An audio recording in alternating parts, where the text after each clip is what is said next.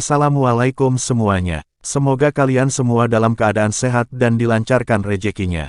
Kadangkala, untuk menunjukkan sesuatu kepada sang raja, Abu Nawas tidak bisa hanya sekedar melaporkannya secara lisan, namun raja harus mengetahuinya, dengan mata kepala sendiri, bahwa masih banyak di antara rakyatnya yang hidup sengsara, sehingga masih ada saja praktek jual beli, tidak halal. Inilah yang membuat Abu Nawas resah. Dalam hatinya pun berkata, Baginda Raja harus mengetahui hal ini. Kemudian Abu Nawas mencari cara untuk melaporkannya kepada Baginda Raja. Awalnya Abu Nawas akan melaporkannya secara lisan, tapi terbesit ide konyol dalam diri Abu Nawas. Kalau melaporkannya secara lisan tentang perbudakan, tentu sang raja tidak langsung percaya begitu saja.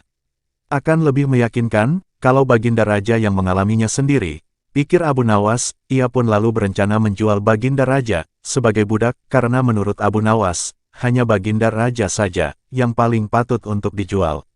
Bukankah selama ini, Baginda Raja selalu mempermainkan dirinya? Maka sudah sepantasnya lah, kalau sekarang giliran Abu Nawas mengerjai Baginda Raja. Singkat cerita, Abu Nawas mendatangi istana, dan menghadap Raja Harun al-Rasyid. Paduka yang mulia, hamba punya sesuatu yang menarik, dan hamba ingin menunjukkannya hanya kepada Paduka yang mulia saja, ucap Abu Nawas. Apa itu wahai Abu Nawas? Tanya Baginda langsung tertarik. Abu Nawas menjawab, pokoknya sesuatu yang hamba yakin, belum pernah terlintas di dalam benak Paduka yang mulia. Kalau begitu, cepatlah ajak aku ke sana untuk menyaksikannya, kata Baginda Raja tanpa rasa curiga sedikitpun. Tetapi Baginda, kata Abu Nawas, sengaja tidak melanjutkan kalimatnya. Tetapi apa wahai Abu Nawas?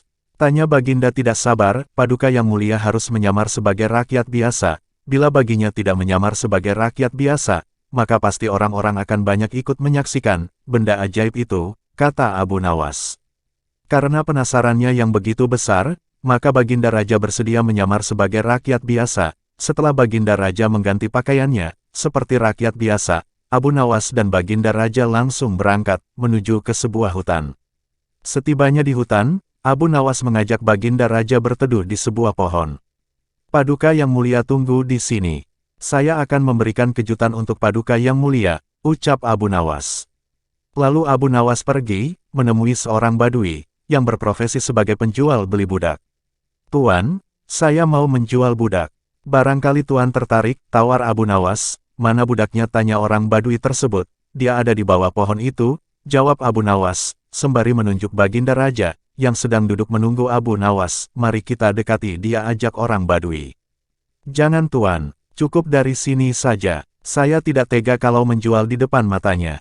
Sebab dia adalah temanku, Tuan cukup amati dia dari kejauhan. Kalau Tuan cocok silahkan dibeli, jawab Abu Nawas. Orang badui itu pun mengamatinya dari jauh. Setelah dirasa cocok, ia lalu memberi Abu Nawas beberapa keping emas. Kemudian Abu Nawas membuatkan surat kuasa yang menyatakan bahwa orang badui itu sekarang mempunyai hak penuh atas diri orang yang sedang duduk di bawah pohon. Sementara Baginda Raja yang masih duduk di bawah pohon, menunggu Abu Nawas, dihampiri oleh orang badui pedagang budak. Siapa kamu? Tanya Baginda Raja kepada orang badui tersebut. Aku adalah tuanmu sekarang, jawab si badui dengan nada kasar. Orang badui itu tidak tahu kalau di hadapannya adalah Raja Harun al-Rasyid. Sebab Baginda Raja mengenakan baju yang kumal dan husut. Apa maksud perkataanmu? Tanya Baginda Raja penuh amarah. Abu Nawas telah menjual engkau kepadaku, dan inilah surat kuasa yang baru dibuatnya. Jawab si badui dengan nada kasar. Apa? Abu Nawas menjual diriku kepadamu? Tanya Baginda kaget. Ya, bentak si badui. Tahukah engkau siapa aku ini sebenarnya? Tanya Baginda geram. Tidak, dan itu tidak perlu, jawab si badui. Lalu orang badui itu pun menyeret Baginda Raja sampai ke belakang rumahnya. Raja Harun al-Rasyid diberi kampak dan disuruh membelahnya. Begitu banyak tumpukan kayu di belakang rumah badui itu. Baginda memandangnya saja. Raja Harun al-Rasyid sudah merasa ngeri, apalagi harus mengerjakannya. Raja Harun al-Rasyid mencoba memegang kapak dan mencoba membelahnya. Namun si badui tiba-tiba heran melihat cara budak barunya memegang kampak. Kau ini bagaimana? Bagian kapak yang tumpul kau arahkan ke kayu.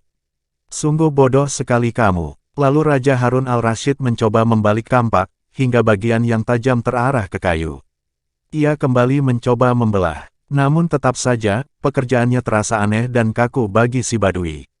Dalam hati Baginda Raja berkata, beginikah derita orang-orang miskin, mencari sesuap nasi, harus bekerja keras lebih dahulu, sementara si Badui terus memperhatikan Baginda Raja, dengan tatapan sinis. Aku rugi telah membelimu, kamu budak terbodoh yang pernah aku lihat, ucap si Badui. Badui cukup, semua ini aku tak tahan, balas Baginda Raja, kurang ajar, kau ini adalah budakku, kau harus patuh kepadaku, bentak si Badui. Ia pun langsung memukul Baginda Raja. Tentu saja, raja yang tak pernah disentuh orang, menjerit keras saat dipukul Badui. Aku adalah rajamu, Raja Harun al-Rasyid, kata Baginda Raja, sambil menunjukkan tanda kerajaannya.